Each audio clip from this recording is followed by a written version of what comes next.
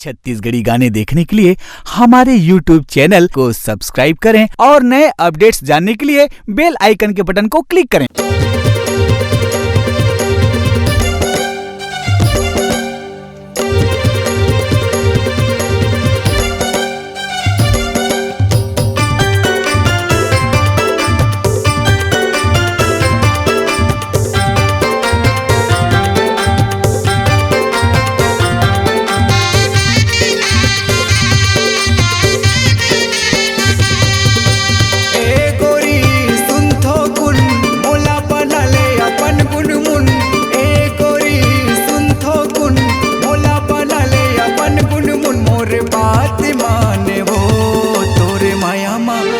माया मरानी रे मोर जान जाहिना, तोरे माया मरानी रे मोर जान जाहिना।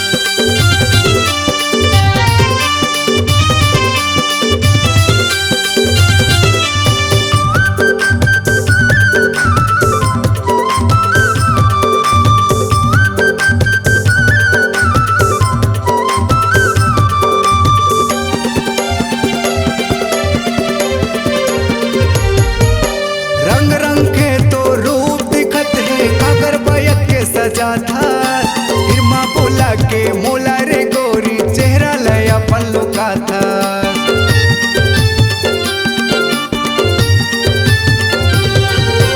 रंग रंग के तो रूप दिखत है कागर बयक के सजा था, हिरमा बोला के मोला रे गोरी चेहरा लय अपन लुका था।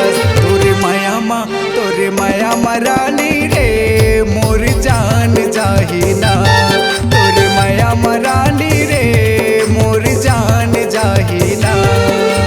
ए गोरी सुनथो गुन मोला बना ले अपन बुनमुन, ए गोरी सुनथो गुन मोला बना ले अपन बुनमुन। मोर बात माने वो तोरे माया मरानी रे मोर जान जाहिना, तोरे माया मरानी रे मोर जान जाहिना।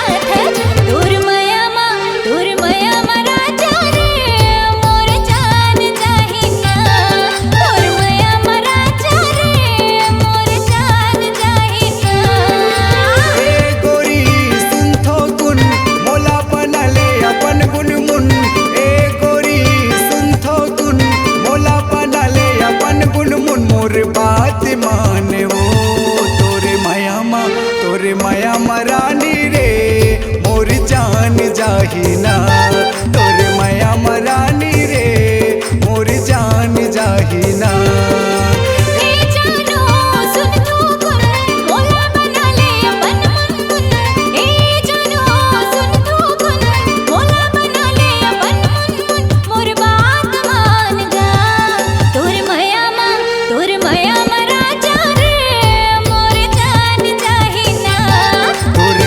मरानी रे मोर जान जाहिना, तोर माया मरा जा रे मोर जान जाहिना।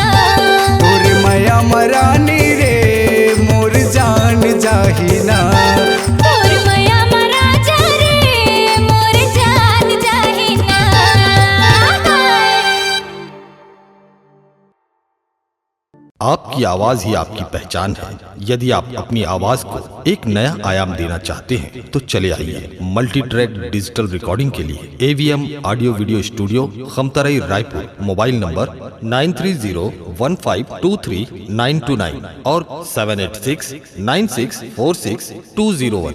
यदि आप नए एवं पुराने गीत सुनना चाहते हैं तो avmgana.com में जाकर गाना फ्री डाउनलोड करें और YouTube चैनल में AVM गाना को सब्सक्राइब करें।